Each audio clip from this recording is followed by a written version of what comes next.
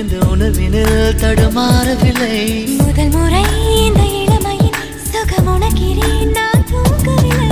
கொடையோடு நான் போனேன், வழியினில் ஏனோ நனைகின்றேன். கடிகாரம் இருந்தாலும் காலடி சத்தத்தில் மணி பார்த்தேன். தனிமைக்கு தனிமைகள் நீ வந்து கொடுத்தாய். விழியில் வந்து விழுந்தேன் அந்த நொடியில் என் எதிர்காலம் நீதான் என்று உயிர் சொன்னதே.